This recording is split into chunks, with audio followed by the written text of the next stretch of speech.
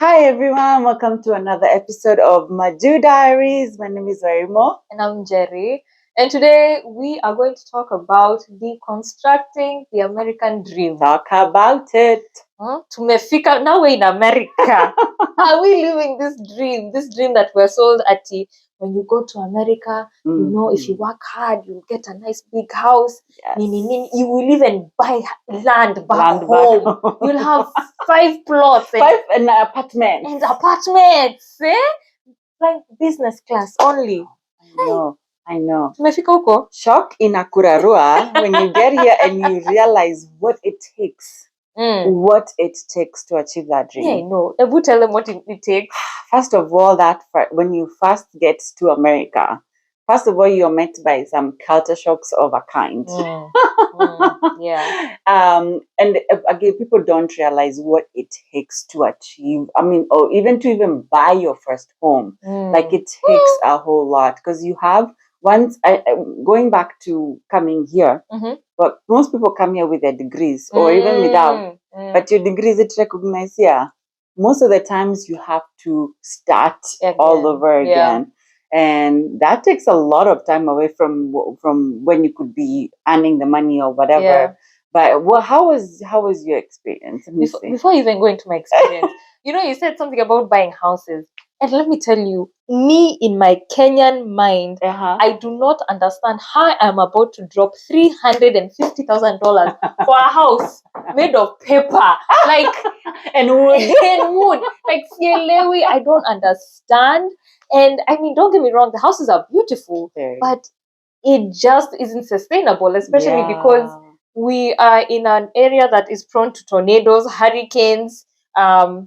We haven't really had earthquakes in Texas. Not in Texas. No, but tornadoes is a thing. So your house can just go like that.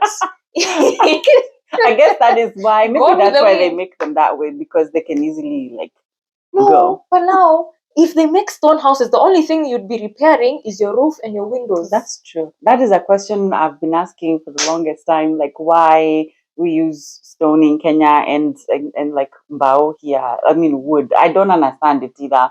They say it's because it's cheaper, but maybe they can borrow something. This one of when you can sneeze, you can hear your neighbor. But anyway, to answer your question about the culture shock that came my way. See, now here's the thing. Me, I was born here. Yes. Okay, so excuse us. I have an American passport and birth certificates. Okay, put some respect on my name. Okay. Senior Navy. But I grew up here until I was like maybe 7 years old, and then I went to Kenya, then came back about 7-ish years ago. Okay. So I kind of knew what was coming my way. Okay. But then again, I grew up most of my life in Kenya. Right. So I kind of knew like the food is going to taste different. I knew people are going to talk differently. I knew people could not pronounce my name to save their life. Njeri. Najeri. So actually I go by the A? Hey. The alphabet is kidogo different. We love the Queen's English. We do. That was our colonizer. Hey. So I kind of knew what was coming my way. Okay. But I want to say the hugest adjustment for me was my first job here. I ate the biggest slice of humble pie. Like, you don't even understand, because my first job was a security guard. They call it security guard / receptionist. Yeah. So to paint the picture for you guys back home, it's when you enter Kenya Towers, what are the towers called? Which one? Nimesahau Which tower. ones? Kuna Nyayo House, kuna... Anywhere, actually, any building in town. When you enter, see, there's always a security guard there. Awochi. Madam, andika majina. Yes. Andika ID number. Why did they take that ID was number? me. No, that was me for real. And basically, I was opening and closing the gates. I was doing security, naile security one. Hey, and I was just like, Lenny, I've left a good job because I was actually a recruiter in Kenya, and it was a good job. I was earning money, not dollars, but I was earning money. It was good money. It was good money. It was what? Okay. And then you had built a life. I did. You had built a life. I truly did. Yeah. I was about to move out to my mother's house. I was like strong, independent. And coming to America and getting that as my first job and struggling to even get back into the recruitment industry. Hey, it was a humble part. But then I didn't tell people. I did not tell. I was telling because I'm just a receptionist. Because now if I say Auntie, I'm a security guard / receptionist, they'll tell you, just come back. When you umetoka Kenya, kukua wochi. I mean, no offense to any wochis out there or security guards. I understand you got to do what you got to do to get the bills paid. And I think that was also an important lesson for me to learn, because with me having that that position as a security guard, I now have a newfound respect for anyone doing what they have to do to get the money. Absolutely. Yeah, that's why I always tell people, don't look at people in America, especially people who come here before they get established. My goodness, we do it's bad. Yeah, it is. It's before it gets better. Those humble beginnings, as you said, it humbles you. Because even me, for me, I hadn't really had a good job or very well established before I came here, but I had just graduated. I had a bachelor's degree and I was working. I had gotten a job, though I wasn't making all the money because I was fresh, entry level. But when I first came here, I'm telling you, the job I got, I was working at Target. Hey, Target. At least nilianza Target, see, I was not. At least it was Target. But the humble part was I used to be part of the people who open the store, who go to the store in the morning to stock. So I had to be there by 5 a.m. And that time, I don't have a car yet. I can't drive. So who's taking me? My dad, because there's no buses going at that time. And then my dad has just come from a double shift day. And I have graveyard. Not see graveyard. I work graveyard, but he used to come home around 11. Oh, okay, no. He used to work 2 to 10. Okay, no, graveyard ni 11 to 7. Yeah, no, not that one. He used to come home 11, and then by 3 nimemwamsha, I'm making him up to take me to work. Hey, I'm telling you, anytime I used to knock on the door to get him up, I used to feel so bad. Yeah. And I was like, okay, something has changed. I have to find something different. Yeah. Or at least learn how to drive.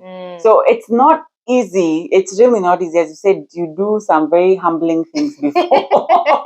And I know there's many people who can say, man, when you first came here, you gotta take whatever job you have at first, because it's not easy. So building that American dream, it is built on some humble pies. Ebu, let me ask you.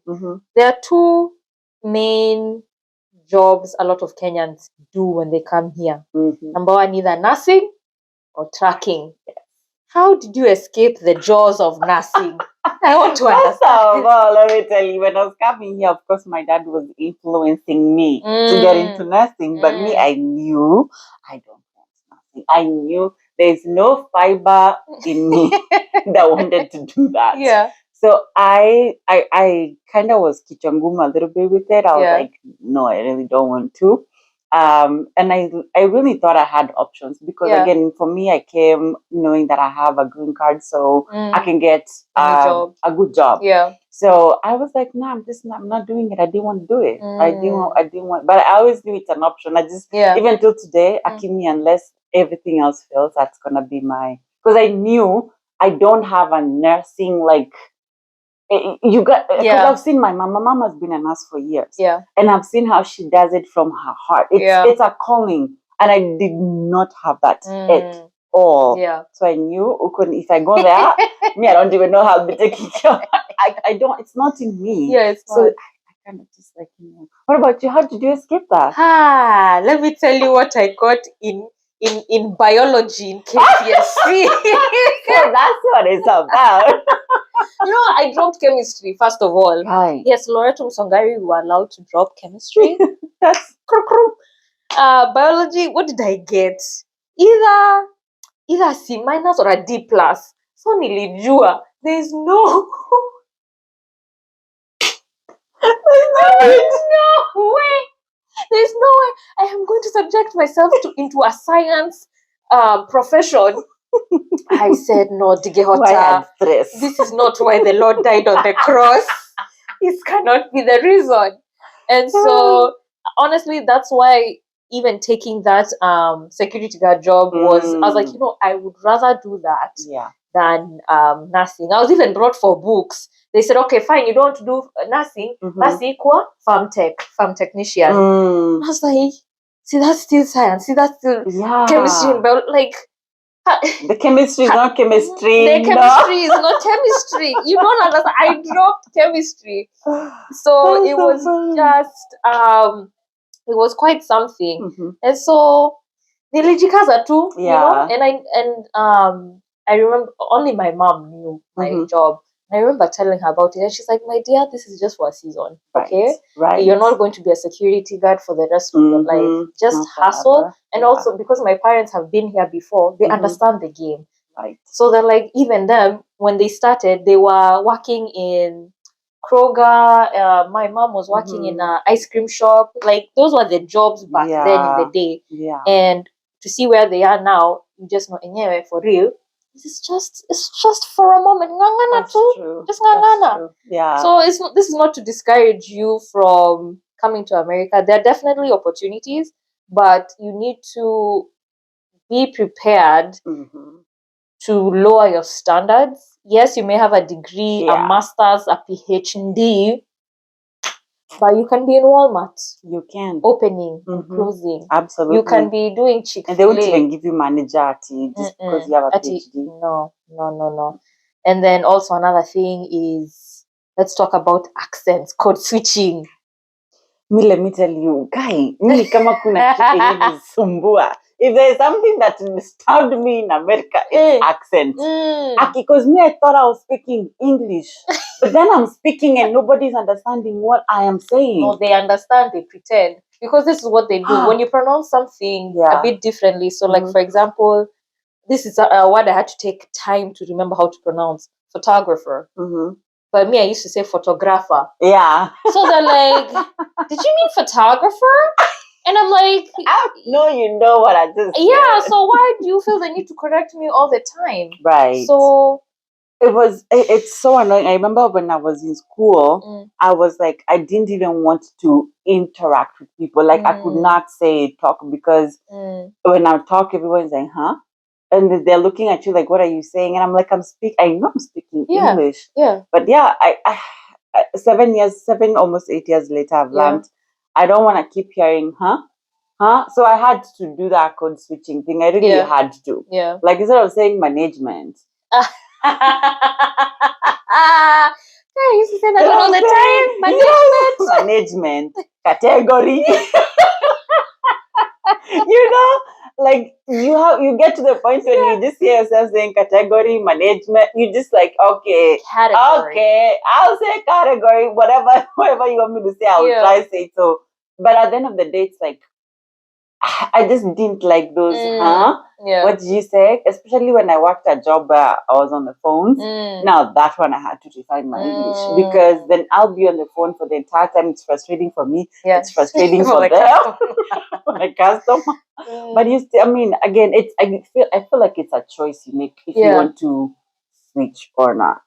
Honestly, that's true. I switch all the time, but I only switch with my husband, because like when I'm at home, inafikanga point I'm like, sasa now kila time ni no. Wait, my friend, get with the program, you know. Yeah. But if I'm talking to like my other African American friends or our fellow Caucasians, I will put on an accent so that they can understand what I'm saying. You know, the funny thing is, I have two different accents. So I have the accent of my African American friends, like the girl, what you say? What do you mean, girl? Let's get lit. You know that That one. I know that one. And then there's the Kauzogo side, the ones of like, refined. good morning, thank you for calling Geico. The customer service. Customer service. My name is Jerry. Sorry. My name is not Jerry. Jerry. Hey, it was a program. It was a program. No, but I don't know. As much as people say, you know, you shouldn't conform to the society. They should learn because if they can say schwash nigga mahu. I even think I've just said Schlotzkis. Schlotzkis. Hey, all those German names. Yeah. And then for them to be confused on how to say Wairimo, Jerry, Kenovia, like there's a part of me, I don't know if it's just I don't care or it's just I don't have the time to constantly correct people. Right. Because I'm like, okay, now na hii N imeleta shida. Because I'm like, is there really an N in your name? It's so silent. I'm like, okay, you know what? Just call me NB, Misawa. I don't get offended. Because now what happens is, especially after my security job, I went into the hotel industry as a front desk. Now a real receptionist. Right. And you know, you always have a name tag. Yeah. Na ilikuwa imeandikwa Jerry. So they're like, your name, it's so different. Where are you from? How do you say it? So I say Jerry. Oh my gosh. Where are you from? That's Kenya. Question. Oh, I actually have a friend from Zimbabwe. Shut I'm like, up. Zimbabwe, Kenya. I'm like, okay, thank you. Here's your key. And so it becomes a whole history lesson. I might get the comment of, your English is so good. This is what I always used to say back.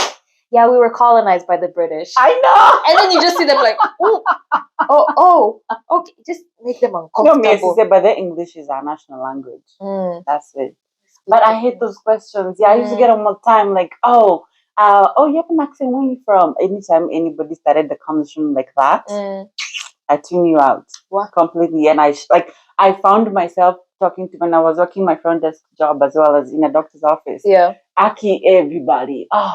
It was almost every person I walked in that heard me talk. Yeah. Oh, you have an accent, where are you from? The same thing. Oh, I know a friend in South Africa. My neighbor is Nigerian. So like, okay. It's like, no, I really had to put it into perspective for my husband. Whenever he would meet somebody from Nigeria or whatever, he's like, oh, my wife is from Kenya. I'm like, okay, do you know what it sounds like? You who is from Texas, a fellow African tells you, oh, you're from Texas. I have this friend of mine who lives in Florida. His name is John. Do you know him?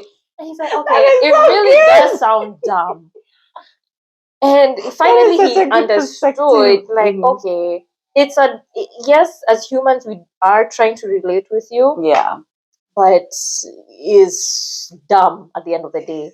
It really is. So all we are saying is, if you're not Kenyan or if you're not African, those questions, kind of, just stop. Just ask me, how is your day? Yeah. How are you doing? How are you feeling? You know, are you happy? Yeah. That's fine, you know. But unless we kind of like we are friends and we build a relationship, then we can go there. But if I just met you and the first question is, oh, you have an accent, where are you from? I know a friend who lives, I have a neighbor who's Nigerian. Say Wakanda. I'm from Wakanda. I almost told someone that. I was like, okay, that's gonna be pretty rude. So let me keep it. So no, but they confuse Wakanda with Uganda, by the way. Really? Yes. Somebody asked me, so especially when Black Panther came out. Yeah. Hey, the confusion upon the people. People really think that people. No, okay, sorry. Before but I said I won't, because I also have some form of ignorance. I may be I may know Africa pretty well. Yeah. But there's like the whole Asia continent. Oh yeah. If someone told me they're from, say, Nepal. I have no idea where That's that what, we so, oh, okay, deal that's with. nice. That's not, That's exactly. nice. So I'm not going to show you my ignorance by saying, "Oh, I know someone in a neighboring country or something," you know. Yeah. So I'm like, just if you're not sure, Yeah. like just. But I think also that's a difference between let me not speak for all Africans, but let me say at least the people I've met as Kenyans, like when you find out somebody lives in a region you've never heard of, we're just like, oh, okay, that's nice, and we leave it at that. Right. Oh, okay, so just scare you, but fine, it's sawa, it's good to see you. But here it's more of, oh, where is that? And they ask the questions, and it may be innocent, like, and yet they don't know for real. Because I had a mama ask me, so what's the country of South Africa called? Nzileza, what do you mean? I'm like, what do you mean? What's the name of the? And so I think Americans, not all of them, so because I don't want people to start canceling me, but there are some Americans or people in general, let me say that, whereby instead of just Googling, especially in this time and age where you have so much knowledge in your device, you can just like, oh, okay, just spell that for me real quick, and you can Google something on the side. But they just bleh. Of that.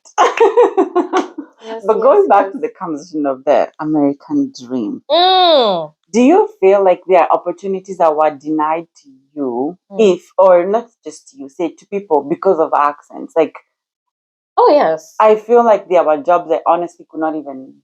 Like for me, working that front desk job, and that was like after 5 years of being in America. But immediately, like I felt like no one's not even gonna give me that job because I'm not speaking the way. I feel like it also limits people from actually, I guess, progressing. But then people really don't care. If you don't hear me, you don't hear me. Yeah.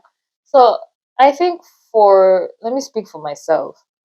I think for me, I've always been one who's easy to adapt to change. Like I said, I was born here, I grew up here, and then I also grew up in Kenya. Yeah. So I'm like a chameleon. And then don't ask me how many primary schools I've went to, because I went to Riara, I went to Consolata, I went to Security. Like Yani, I've been to so many schools and I've been placed in so many different situations and social classes, whereby it's worked in my advantage in my professional career. So even after my security job, I was doing front desk. After that, I went into event planning, and that's what I'm still stuck into here. I think just having that ability to adapt to my surroundings and understand how people like to be spoken to, how people, it never stopped me. Now, are there jobs that I've been denied because of my Kenyanness? I'm sure there were, especially when I started applying for jobs around that security guard phase. When you first came here. But it took a lot of watching TV. It took a lot of hanging out with actual fellow Americans to hear how they say the words and relate with them, because people want to feel like they can connect with you. True. And so once I realized, oh, okay, you're one of those who want me to speak like, oh my gosh, that was so funny. No, we really have to do that again. That was such an amazing brunch. I'll be like, oh, okay, I know how to talk to you. Exactly. And then my fellow Africans, my fellow African Americans, So I've been a hustler. I've always had the hustler spirit within me. Reason being, mimi si mtu wa masomo. Me, I went to school because that's what people did during the day. Like there was nowhere else to be. And so even like with KCSE, you know how it's a big deal back home. It is. I didn't do the greatest. I had like what, a C plane or something like that. C plane, C minus, something. I was not the top. I don't know what to lie here. Please, I do not want to lie to anyone, but I will have a TED Talk soon. Encourage others. But just even after college, after high school, my options for college were slim. And so I had to go with what opportunity like a seaplane, C minus could take me Right. and fight for what I actually deserve. And I feel like I have kind of an upper hand to my fellow Americans because I don't have that mentality of what's that thing of, oh, I deserve this? What do we call it? Entitlement. Entitlement. I don't have entitlement issues. Yeah. And I think that's one thing Kenya didn't instill on people. People in Kenya are not entitled. You'll find that very small. But it depends. Especially, people, no offense, but most people work hard. Maybe the choppies, but then life in our chopper, life teaches them that you could get that A, but once you get out of college, it is survival for the fittest. Tamaking, literally.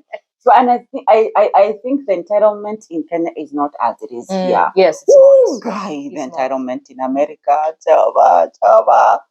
Lord redeem your people. But yeah, I think we are, as you said, in Kenya we are taught to be such like to hustle. Yeah. You hustle, like no one is coming to save you. No one, most, like, let me say, at least by now, most people, majority of the people, and majority of the millennials, they've learned no one is coming to save you. There's no government job coming to save you. Because before our parents were graduate, they just go work in the government. The jobs are there. Now there's no job. So you are to save yourself. Figure it out yourself. And I feel like the people who come here from Kenya with that mentality, like, America is not going to save you. So even that dream that you have, yes, you still got to work hard because the system is already created in a way that it's fighting against you. Already. One, you're black, then you have an accent, then you're do what? Like, the system is already not set up to help you. Yeah. So you have to work extra hard to prove yourself through and through, like multiple times. Yeah, that's true. I mind that was one of the things I've learned. And I'm glad Kenya did not give me that entitlement. It really did not at all. We had to work, even in college. You went the way we were reading. You had to earn that grade. Made that B plus. I got not even what was it? Second class upper. Man, you had to work hard for it. Yeah. There's nothing big. When I tell you nothing is handed to you, like the school system how, and I know I always talk about this and I sound like a broken record, but like in Kenya, like college, it's you have to study. You're given like 10 questions. Yeah. Then you have to do. You get 10 marks each, and you have to write. Yeah. It's like SC. Write. Yeah. You come here and you find people have been given choice questions in the university, in college. Where did you hear that? So you're taught to really like really deserve what it is that you want. So if it's school, you really have to work hard to get that grade. Hey, here I feel like there's a little bit of spoon feeding here and there. A little. I'm trying to be decent. A little. For who? For who? Please. We're here to deconstruct the American dream. So now let me ask you, Mimo, what was the American dream for you when you came, and what is the American dream for you now that you've been here 7 years? Me, I don't know. I think my story is just gonna be different because me, I didn't want to come to America. Let's start from guys, there. have you heard? There was someone who was dragged to America. It is her. Let me say this. My dad, when he started applying for me, I was 16 years old. That time I was like, let's go. I was ready because I had just, I was in high school still. That's Form 2. 16 is Form 2. It's Form 3. I was okay. Younger. Choppy. Because I finished Form 4 and I was 17. Oh, okay. So, for me, it was like when he first told me he's applying for me when I was in Form 3, I was like, oh yeah, let's go to America. Me, I thought it's gonna be next year. We are going. So by the time I was getting my visa to come, I was 23. So 7 years later. Wow. Me now, my dream of going had already gone. I had already lived a life. I was living my life in Kenya. I was, having a car. Come to stay. Someone you're like, okay, this is, it's going this way. So I felt the idea of being uprooted from my life and going to start life afresh. Yeah. And I didn't want to lose my friends. Like I was like, I have a group of friends. We have just a good time. Roots. I have roots. And then you're uprooting me. And then my siblings are not coming with me. I almost never went on that plane. I almost never. But then I just chose to trust God and like, you know what, God, I know this is gonna be good for me in the end. So I was like, I'm going to go to America I'm going to make money so quickly and then move back to Kenya. Where? That was my dream. I was going to make money and then move back. Kidogo when I came here. And then I started thinking, oh, these systems that actually work. There's no corruption. Corruption's doing me. Like, you find systems that work. I was like, okay, so this is what this is about. Yeah. And that's why I feel like it took me such a long time. I didn't have a settled heart when I came here. Yeah. I honestly wasn't settled. I was just kind of just cruising when going with it. Yeah. So I guess my American dream has come like much later now that I know I want to establish a home here. I want to establish something in Kenya. I want to raise my children here, which is debatable because the concept of raising my black son in America doesn't sit very well with me. But we'll see how it goes. Yeah. Yeah. What about you? What was your dream? What made you come back? Let me tell you. Curiosity. Good. I knew I had this passport. I had the social security card. I knew I could just not social security card. Your security card, the passport. Trauma. But yeah, I knew I had the documentation to easily integrate myself in the system. Right. I knew I didn't have to struggle. So I had been telling my people, I was like, guys, let me tell you, I feel like I'm going back to Stato. And I'd always been saying that since primary, since standard 8. Yeah. Like, I'm going back to America. I'm going to America. My friends are like, hey, you're still here. And it's true, I was still there. Yeah. And then finally, it just clicked. I was like, okay, this is it. I have to go now. If I don't go now, I'll never go. That time I was dating someone serious. I had that nice job, recruitment. If I was to look at my circumstances, there was no reason for me to move to America. Life was good. Life was great. Yeah. Yeah. Anyway, so guys are like, what are you going to do in America? Yeah, I lied. By the way, this is an official confession, guys. Yeah, I lied. If I told you I'm coming to America for school, I knew that was a lie. I just didn't want I didn't want maneno mengi. No, because and it's okay. Yeah. The program I did in college, hospitality, they had continuing programs in a university in Chicago. Okay. Tukaangalia hiyo pesa nikasema, you know what, Mom, I got it. I'll be fine. Don't worry about me. Actually, I think it's only my mom who knew the truth. Like, I'm just let me see, let me test the waters. I said, give me 2 years, and if things are thick, I mean, I know I can always come home. The way life happened was, yes, I was able to come to Stato, but the rest of my family followed. My sister got a scholarship in a school here in Texas. My mom, I applied for her some paperwork. Actually, both my parents, I was able to apply paperwork because, again, I was born here. Yeah. So it worked to their advantage.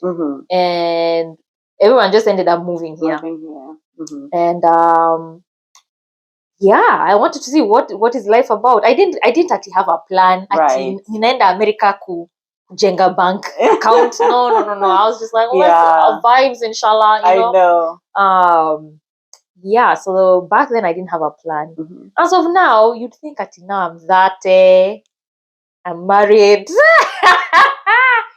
My plan, gosh, it's really hard to plan it, but because my husband is African American. Right. If he was Kenyan, I think it would be easier to hope that, at some point we'll retire in Kenya, what. But I also recognize that all of his family is on this side of town. Right. I think because of my nature, I am so okay with whatever happens. Like if we find ourselves in Kenya, great. Of course, it's going to be a huge culture change for him. Yeah. But either or for me to work. Yeah. And at the end of the day, I think history ya kununua nyumba ya karatasi is still a struggle. But I think also that seeing where I'm currently in my professional level development career. It's so encouraging. Okay. Because again, I wasn't the smartest tool in the shed when not smartest guy, unasikia sharpest tool in the shed. You're quite choppy. Just that you're not a choppy. I was not.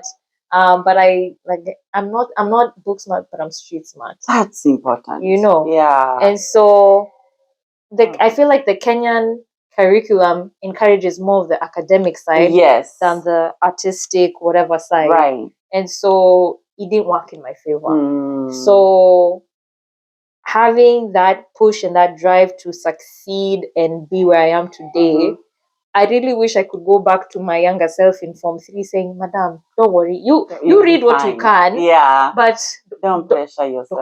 Yeah. You'll be fine. Yeah. You will be fine. But that's the one thing the Kenyan system doesn't do well. As you said, it pushes the academic and it really praises those who are academically, inclined and doing good. But the ones who are like, like I was watching this, I don't know if you watch Mkurugenzi Abel Mutoy was talking about how, he just wanted to be a thespian when he was in school, but there wasn't any emphasis on people who are trying anything else that's not school related. I mean, that's not masomo related. So, and I think that's one thing America, I'll give them. They do that pretty good. They do try to enhance other things that it's not just school. But at the end of the day, you realize again, that C you got or whatever, it gets to a point life equalizes people. By the way, hey, by the way, you with your A, thank God you got. But what are you doing? What are you doing now? Unless you went straight to become doctors. What are you doing? Maybe my high school mates are watching. Let me not say anything.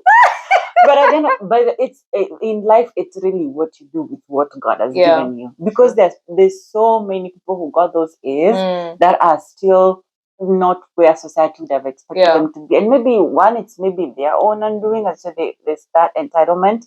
Or it's just life happened and there's no opportunities. Because like if it's all of you who got A's and you're going into a very narrow field that can only accommodate so many, it's not your fault, So you have to fall back on your street smartness, like what can you do with what God has given you? What thinking outside the box.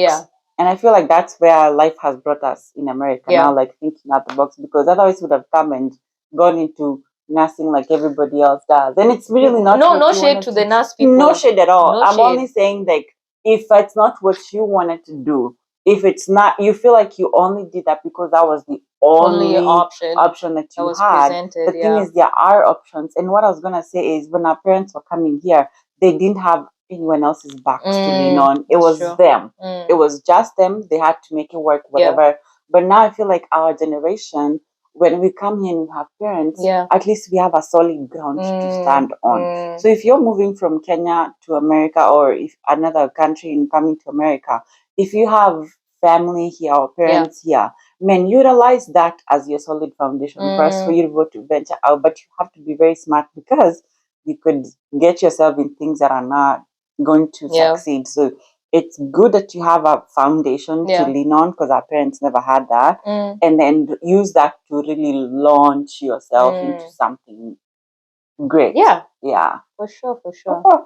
It's not easy. It is not easy. But it's doable. It is doable. Not easy, but doable. Yeah. Yes. And it continues. We want to know. Tell us in the comment section, what is your American? If you're in Kenya and you wish to come to America, what is that dream that you're trying to achieve? If you're in America, have you achieved your American dream? Tell us. Talk to us. Let us know. How has it been? I feel like there's more we can do. We should probably do a part 2 of this. We'll see. Maybe people don't even care about this. We have talked. It is well. At the end of the day, we had fun talking about it, because this is also therapy to us. I feel like this takes me back to remind me, what am I here for? What am I doing? What is it all about? And also something that the viewers don't know. This is like literally my 4th time meeting Nimo. We should talk about how we met. how I shoot my shot. And honestly, it feels like we're having a date. In fact, next time we need to drink. I know. I was thinking about it. I was like, anyway, this is our next time. Next time. Cider. Next time. We're building on this. I hope you guys enjoyed that conversation. This is the Maju Diaries podcast. Please do consider to subscribe to our channel. You can follow me on Instagram. This is my handle. This is and you can also follow Jay. That's her handle. And we actually have a Nini. We have an Instagram page. We have Instagram, Facebook, TikTok, YouTube, Gmail. Gmail. Send us an email. On Gmail. We have everything. We have no reason as to not communicate back. Oh my God. Gmail, yes. Send us an email. Yes. Do things differently. But yeah, thank you guys so much for watching this episode. We will catch you guys on the next one. Bye. Hey. Wairimu. Yes. Bachelorette. Oh, I'm so glad we fell in love together on the love of the me and love shows. We are like this. In fact, not even that. Yesterday, I was watching Married at First Sight, the reunion.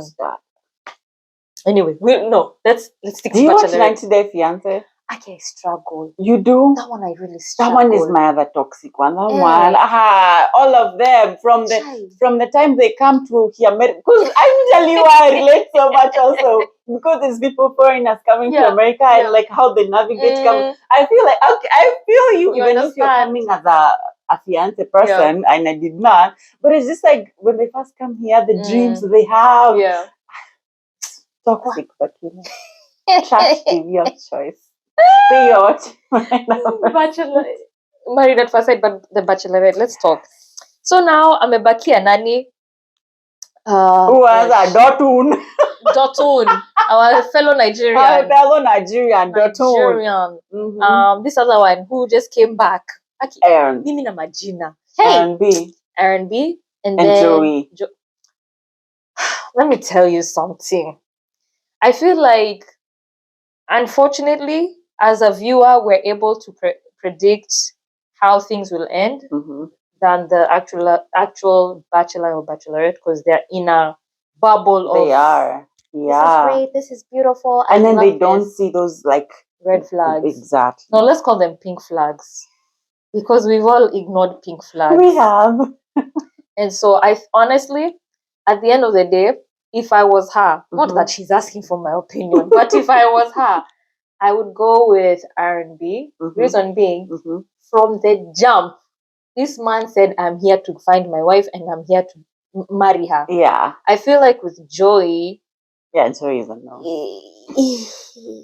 I mean, he already given the first red flag by his uncle. He already told you this guy is not himself. Yes. There's that. But also that conversation about... I don't know if they had this conversation before homecoming or right after homecoming. Hey, Kizungu.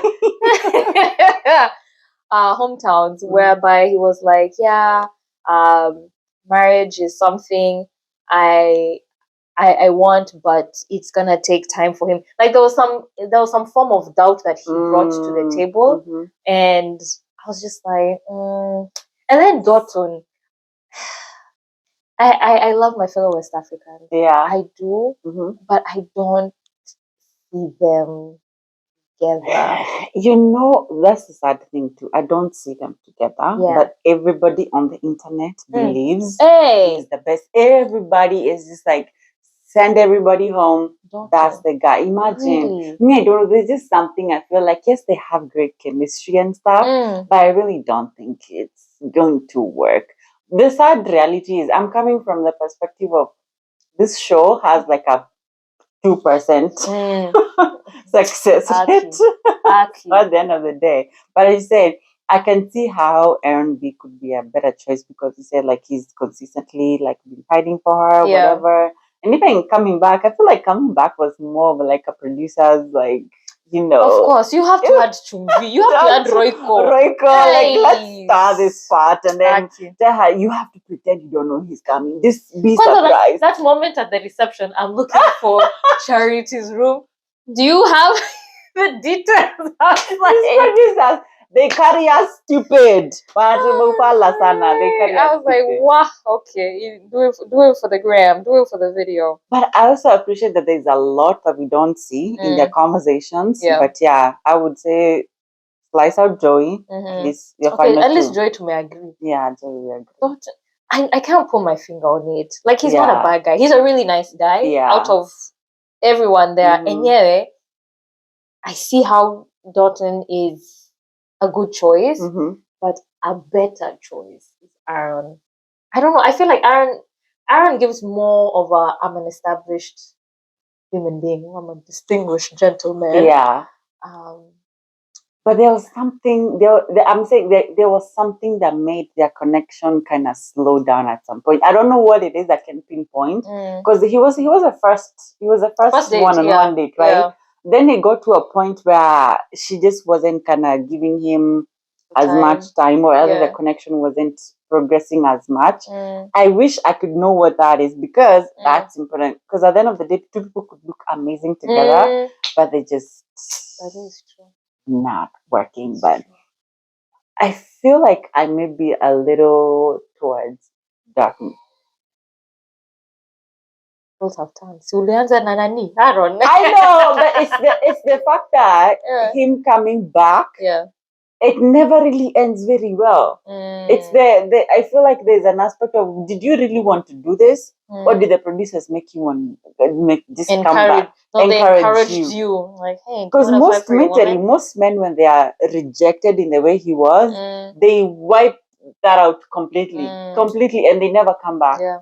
Like, I don't know if you remember Hannah Brown's season, when she let go of Tyler C, and then Paul, I remember, and then the guy she chose ended up like, they broke up the engagement. Even before, after the final rose, they had already broken up because the guy was disingenuous and coming for the wrong reasons. He actually had a girlfriend. Wait, is that the season where there were two bachelorettes? No. It was way before. It was the guy who was a singer. He was having a guitar. His name, I think, was Paul or something. But point is, after the final rose, she was single and whatever. So Tyler C was still there because he was the second. He was you know how at the end usually two guys, you break up with one, you engage the other. So he was the one that was broken up with. So in that, after the final rose, she tried to shoot her shot. She was like, if you're available for a drink. He was gone. He was gone. He was like, Yani. Because when you reject a man like that, usually they just go. So that's why I'm questioning Aaron's intention to come back. That's my only thing. I think he's an amazing person. I think his family is good. Yeah. The only red flag they were saying is like the way the mom. What did you say? The way he said, but my mom locked an ex-girlfriend of mine for 45 minutes to interrogate. There's a few red flags here and there, but I think he's a great guy. Yeah. I think he's even good for charity, but I'm just questioning his intention of coming back. Yeah. What do you think will be the next Bachelor? That's what I was gonna say. Yeah. I was gonna segue and say this may be the producer's way of bring him in, let him be heartbroken as the final two, and then pick him as a bachelor. Okay, I hear you. And that is very possible. But you know who I'm thinking of? In the previous Bachelorette, when there were two. Do you remember that guy who had a daughter? Will. Yes. The guy with the lot. Was it Will? I don't know his name. I think he was Will. Like I said, I don't know names. Yeah. That one. I feel like because they want to change it up kidogo. Yeah. Like to have they've never brought somebody who has a child on the man's side. For the women's side, yes. Who? Bachelorette, I think it was either the first or the second one. I can't remember. Okay. But I know Bachelorette, they've brought at least one woman I can confidently say who had a child. But Bachelor, it's just here. Maybe I could be wrong. Say I've watched all of them. I'm just here opening my mouth. It's so good. Yeah, no, I think that guy would do good. I think he would do good. Yeah, because I don't see anyone else there's no one really that was outstanding this season that would like, okay, let's. And that's what I'm thinking. That would maybe a plot to bring R&B, but past seasons, I don't know. Apparently, there was a who was it? Was it Blake? Remember Blake? Blake. He was in Katie's season. He was. I think he had come back from another season, joined the show in the middle of it. His name is Blake. Oh yes. No, Blake? Yes. Yeah, yes. There's apparently talks for him to come in as a bachelor. I don't know. It's let's just do. But now we're going into what's it called, granddaddy. But that one, I don't even know what to expect. I'll just watch because I'm a. Let's just go to paradise. No. Let's just go to paradise. It's about time. But I know now they're casting for Paradise. I know Paradise will come right after this Golden Bachelor. Yeah, probably. Okay. Okay. Paradise, I think, for me is one of my favorite because it's longer. Yes, there's more drama. There's too much drama. Paradise has way more drama. Way more drama. But yeah, I love that show. I'll consume that content everything and there. You see the meme? Which one? Xavier, he was literally knitting a red flag. Oh, I saw that. I can really check. You don't even shared it. He was literally knitting a red flag. I didn't see it. Like, wow. I didn't see it. Wow. The shade. Anyway, God. For this and more, keep it here on this podcast. I hope you guys enjoyed that conversation. This is the Maju Diaries podcast. Please do consider to subscribe to our channel. You can follow me on Instagram. This is my handle.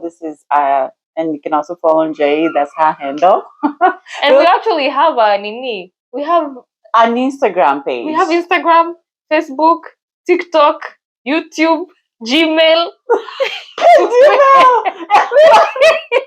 Send us an email. On Gmail. We have everything. We have no reason as to not communicate back. Oh my God. Gmail, yes. Send us an email. Yes. Do things differently. But yeah, thank you guys so much for watching this episode. We will catch you guys on the next one. Bye.